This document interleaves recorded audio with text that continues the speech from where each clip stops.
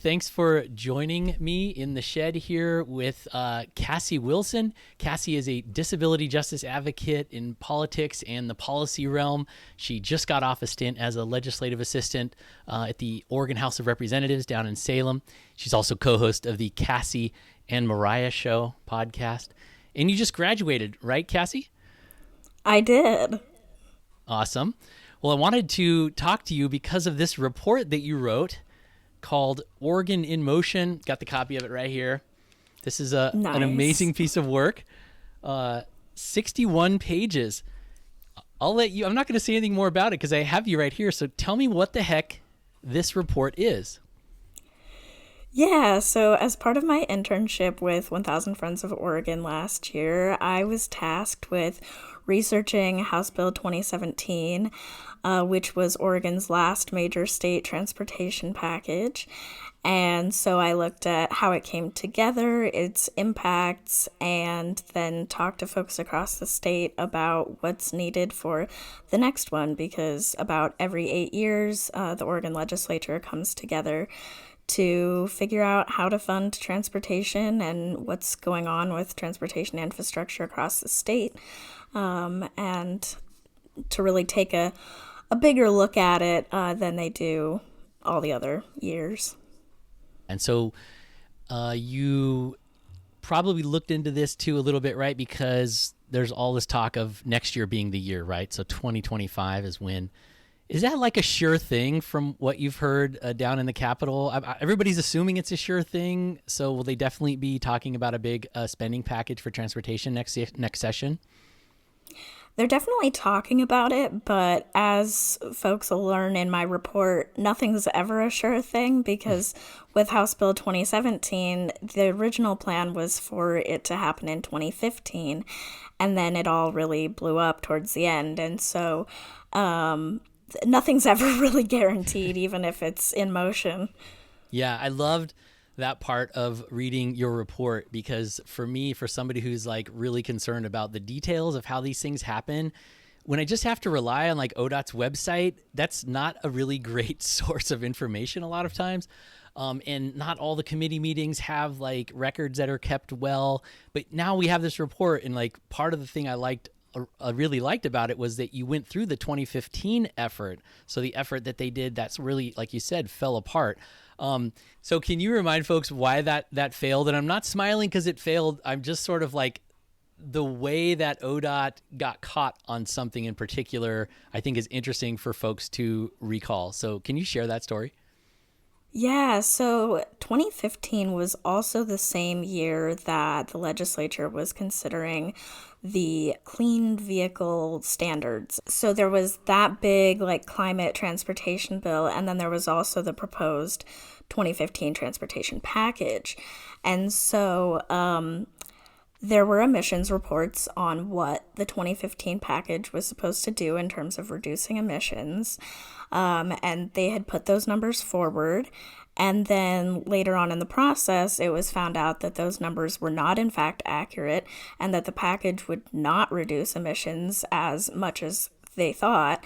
And so because the Clean Fuel Standards bill reduced emissions significantly more, everyone threw their support behind that, and we're basically like, good luck, go start over on the transportation package, because pretty much they were mostly relying on a bunch of auxiliary lane projects to result in the emissions reductions, which, as we know, widening freeways does not solve the climate crisis. Yeah. And I also noticed in your report that you interviewed a lot of people to get at some of the, not just data, but more so like the narratives and some of the details on how things went down. Was there anything that you learned or that you were surprised by through some of those interviews that you can recall?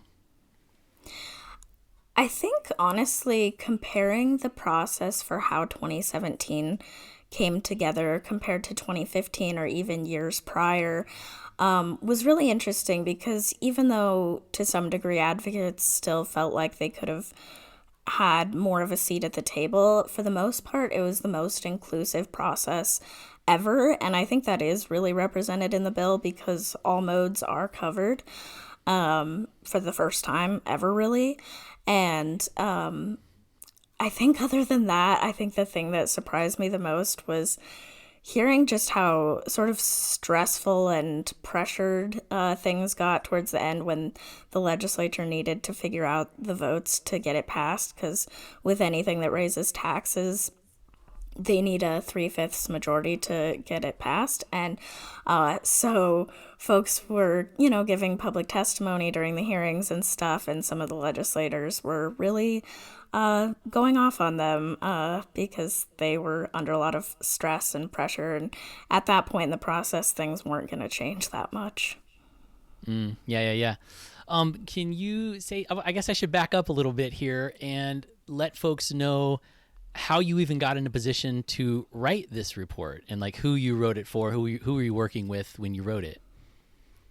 Yeah, so I've been involved in climate and transportation advocacy for several years now, and so when I heard that 1000 Friends of Oregon was looking for an intern, and I was looking for an internship last summer, it felt like the perfect worlds colliding because I had worked with them on climate and transportation advocacy before in coalitions and things like that. And so when they said that the project they had for their intern to work on was doing this research, I was like, this is perfect, because 2017 was before my time doing this work, and so it was great to get to learn the history of what came before me, especially as we do enter this time of having another package coming. Yeah. Speaking of which, you just spent 3 months down in Salem as a legislative aide. Can you share anything about what the mood is down in the hallways there, about what's coming up next year? Do you think that, there's been a lot of lessons learned from HB 2017? Does everybody think, the people that you talk to and the lawmakers, do you think that they feel that like the HB 2017 was like this amazing bill and they should just recreate the same thing next session? Or what can you say about, the vibe down there as we enter into these, well, some people are already having the conversations about next year, but what is the mood down there about where we're at right now? I will say, yeah, I think honestly, to some degree, folks were really focused on the current session because part of what House Bill 2017 did was create the Joint Committee on Transportation. Before that, transportation committees were created more on an as-needed basis. And so this is kind of the first time that we're going into a transportation package with a committee that has been consistently working on transportation in the years since the last one. And so I think that what you said about the Joint Committee on Transportation, I mean, that could be a really big difference going into next year, right? Because folks don't know, that is, I mean, basically like the who's who in the power structure down in Salem in terms of transportation policy.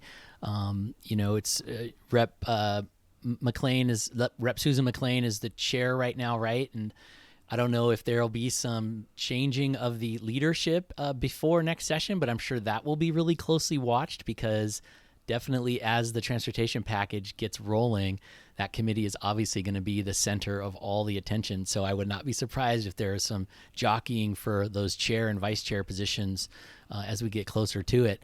Have you seen anything or heard anything about what might be in the package next session?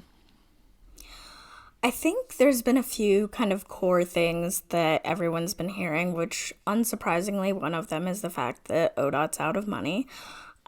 Because as we know, the gas tax revenue has been on a continual decline. That was the case when they passed 2017, but kind of just kicked the can down the road on that one by just increasing the gas tax at the time, which was not a long-term solution by any means. I haven't really heard any concrete proposals of what might fix that, but everyone knows that conversation needs to happen. Another big one is considerations around the vehicles that are taxed by like weight per mile tax instead of the gas tax.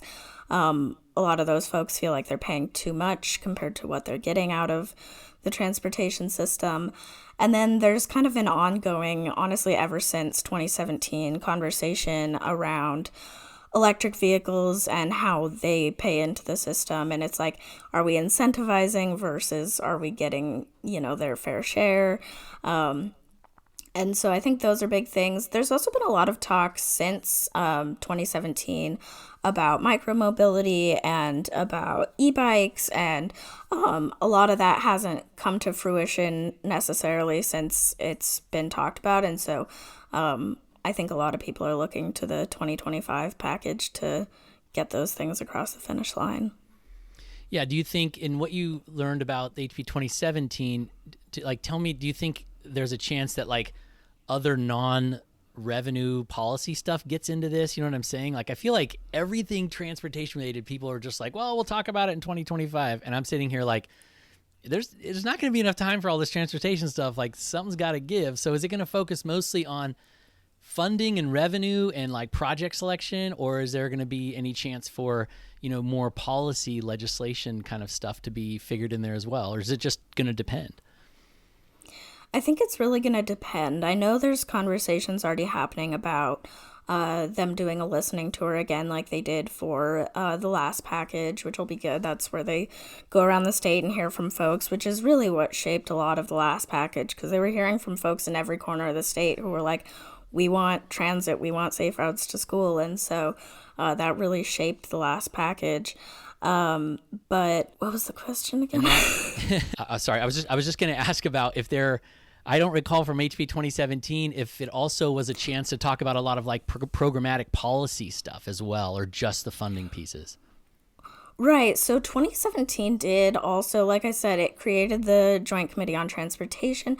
There was also a lot of pieces that in hindsight, I don't know how much they did, but on accountability and reporting, as I mentioned, actually, in my report, it was actually pretty hard to find a lot of, and like you mentioned too, it's hard when you're going through ODOT's website and things to find where the money raised ends up going and what projects end up being implemented with it.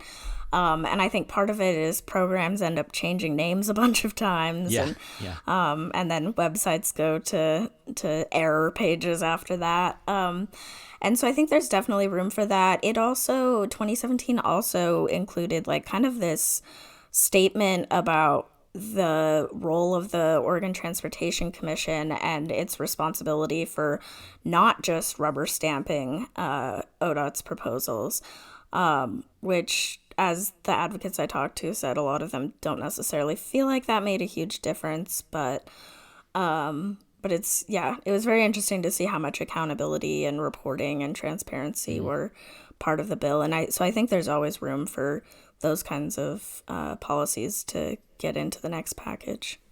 Yeah, maybe I could see a future where maybe someone like you is even testifying about, when the package is on the table, about how to somehow make the public facing part of the reporting and transparency a lot better. Because you're right.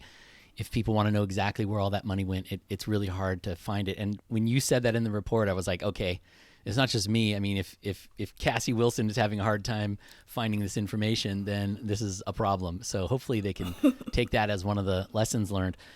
You mentioned micromobility and who pays their fair share.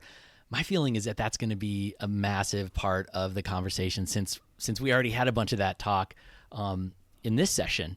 And of course, the freight advocates have filed this lawsuit about the weight mile tax being unfair and all this sort of stuff. I think that they filed that lawsuit sort of as a preemptive warning shot to say, hey, come 2025, we're not going to be messing around. But there is a document floating around, and it's from the Joint Committee on Transportation. I think it's a little bit outdated now, but they were talking about what they're going to be doing with the 2025 package, and they were laying out some of the early proposals and possibly some of the ways they were going to get public feedback. And I already saw, speaking of micromobility and electric vehicles and paying fair share, I already saw the possibility of an e-bike tax. So it's going to be really interesting. I don't know if folks remember, but HB 2017 was the new bike tax, right? Among the other things that they passed then. to the legislature's credit, they did a lot of new fees for like car registration, and if you're a car dealership, you had to pay a bunch of new fees. They called it the dealer privilege tax or something. So that's when but 2017 is when we had the $15 for every new bike sold in Oregon tax, which I thought was really controversial. I wish sort of more people would have made a stink about it, but I think it was one of those compromise things, and a lot of the advocates were like, okay, if we're going to get other stuff, we're not going to make a big deal about this $15. But I just wonder, I'm so curious to see what happens next year. I know everybody at the legislature is just dying to try to get more money out of EVs or anything electric somehow. I don't know. I just feel like that's the vibe down there. And I think the e-bike thing definitely is on the table as some kind of new tax. So I don't know if you can add anything about that or have any interest in that, but No, that's interesting. I hadn't heard that specifically, but I don't know. It's like interesting to think about all the new funding mechanisms that were created with the last package, as well as all the programs that were created, because I feel like to some degree it almost makes 2025 a little bit easier in that, like, most of the programs that were created are extremely successful and making a really positive difference, whether it's the STIF funding, that's the employee payroll tax that goes towards transit, or Safe Routes to School infrastructure grants, or the Oregon Community Paths programs. Like, all of these programs are like oversubscribed because there's so much need for these projects, and so I think, like, to some degree it's like, hey, we've already got these programs, they're already having a positive impact, but it's, yeah, where do we get more money to keep doing good work? And especially the costs of doing these projects has gone up so much since 2017 that it's, the dollars aren't going as far. And speaking of new revenue too, since you published this, the governor has even gone harder against tolling, right? And said that whole Portland regional tolling plan is basically, just give up on it, just put it away. So that's really interesting that tolling is not going to be as cool and hot a thing to talk about. Or maybe it will. Maybe someone will strike it back up and say, only if we talk about it this way is tolling something we can consider. But yeah, I don't know if the new revenue thing is going to be really big. The other thing that I really like that you did in the report is how you did talk about the successes. Like you said, the STIF program. What really struck me was like the rural transit. You had some great quotes in there about folks who, and that's something that with just a little money, ODOT can make such a big difference, because these rural transit districts are just, I think before HB 2017, we're just really starved for any funding. So now that there's actual funding stream there, it was great that you were able to include some of those, like, testimonials and things from people really on the ground. So that's cool. I can't recommend enough for folks to dig into this report. It's called Oregon in Motion. And it's got basically it's like a great scouting sheet. I don't know if you're into sports or whatever, but like if you're going to prepare for a big game or something, which we all should be doing in terms of 2025, because trust me, there are a lot of folks who are very well prepared already going into it that maybe don't want the same stuff that we probably want. So I would really recommend reading the report, everybody. And Cassie, you did such an amazing job on it. Is there anything else about the report that you want folks to know, or anything else that you'd like to say before we sign off? Thank you. I think don't be intimidated by the 60 pages of length. There's also an executive summary, or you can check out the table of contents, skip to your favorite parts. I don't know. I think that it is a really good primer for what's to come next year, and hopefully will inspire folks to dream big for the next package. And there's also a small section on what some other states have done in their recent packages, and I think that's a good way to look at what's possible too. Cool. Okay, now that you're done with this report, the session's over, you've graduated. I know last time we had you on Bike Portland, you're on your adaptive bike. You helped with Bike Town and getting those bikes going. I don't know, are you doing any adaptive biking, or what do you have planned for spring and summer this year? Well, I wrap up my job with the legislature this week, and then after that, I do have some exciting things in the works that I cannot talk about yet, but, okay. But yeah, no, I'm really excited and also just excited to have a lot more time to breathe. And yeah, hopefully get back out to Adaptive Bike Town and just enjoy more time outside and be glad to not have homework. Cool. Maybe go to some music concerts. I know that's something you love to do.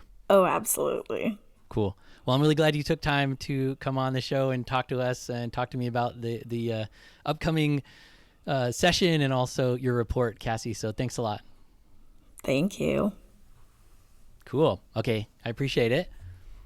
Yeah, thank you. Good to Bye. see you. You too. See you. Bye.